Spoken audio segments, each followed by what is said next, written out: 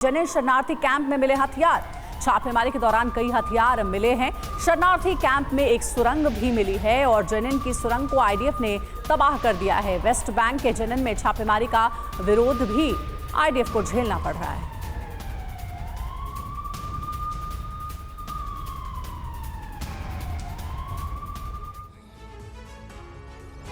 और जनिन हिंसा का एक और वीडियो सामने आया। सड़कों पर जबरदस्त गोलीबारी हो रही है आईडीएफ पर। फिलिस्तीनी लोगों की फायरिंग, घायल फिलिस्तीनी से बंदूक लेकर भागा। ये देखिए, ये घायल फिलिस्तीनी और यहां एक उसका दूसरा साथी बंदूक लेकर भागता नजर आ रहा है। बंदूक छीनकर दूसरे फिलिस्तीनी शख्स को उसने ये बंदूक दे दी। ये देखिए तस्वीर।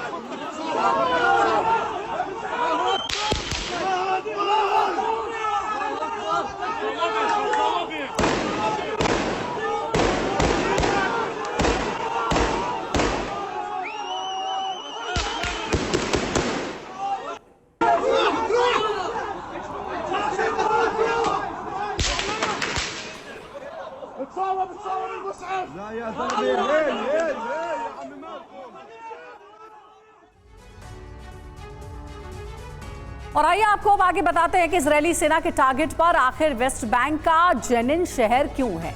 तो गाजा की तरह हमास के कई ठिकाने जनिन में भी बताए जा रहे हैं। साथ ही जानकारी ये भी कि हमास ने बिछाया है यहां बारूदी सुरंगों का जाल। शरणार्थी शिविर में हमास लड़ाके छिपने का शक भी है।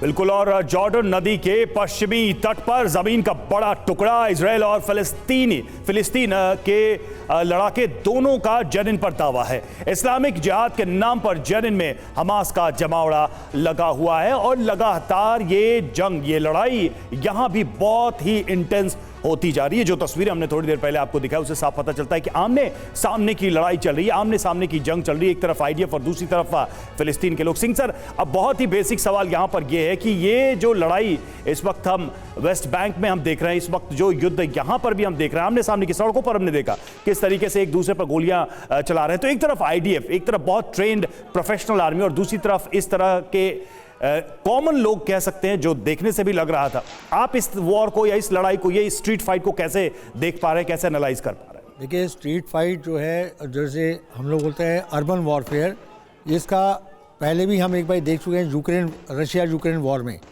जब डिफेंडर जो है, जो अपनी जगह को डिफेंड करता है, उसके लिए बड़ा आसान होता है छुपकर ऑलरेडी जगह पे बैठ जाना, उसको वार करते रहना। जो अटैकिंग फोर्स है उसके लिए बड़ा मुश्किल होता है जगह पे जाके निकाल के उनको ख़त्म कर लेना। तो ये एक बड़ी ज़बरदस्त लड़ाई है जो डिफेंडर की फेवर में रहती है हमेशा। मैं इसमें एक बड़ी इंपॉर्टेंट बात आपको बताना चाहता हूँ। ये देखिए कि ये जो अभी जंग जो फैल रही है और जहाँ जहाँ इजराइल फोर्स जा रही है, वो जिसने भी ये प्लानिंग की थी हमास के अटैक की 7 अक्टूबर की, ये बड़ी लंबी प्लानिंग के बाद किया गया है, जिसमें पूरा एनालिसिस किया गया होगा कि इजराइल ऐसे 7 अक्टूबर अटैक के बाद क्या क्या रिएक्शन कर सकता है। उस पूरे रिएक्शन की काउंटर की तैयारी ऑलरेडी दिख रही है। एयर अटैक की काउंटर की तैयारी, उसका आईडीएफ के टैंक मूवमेंट की तैयारी, सब कुछ पहले से तैयार। दैट मीन 3-4 साल से प्लानिंग की गई होगी। तो इसलिए जहाँ जहाँ इजराइल फोर्स जा रही है वहाँ पे उनको बड़ा ही मुश्किल का सामना करना पड़ रहा है, बिकॉज उनकी जो काउंटर है वो पहले से ही तैयार किया गया है। तो ये प्रेडिक्टेबिलिटी जो है इजराइल के रिएक्शन की, एक बहुत बड़ा वीकनेस रही है इसमें। और देखिए जहां जहां जा रहा है वहां भी प्रतिरोध मिल रहा है और अच्छा खासा प्रतिरोध मिल रहा है। तो ये भी बताता है कि हथियारों की सप्लाई, तैयारी और प्लानिंग पहले से भी थी इन इलाकों में।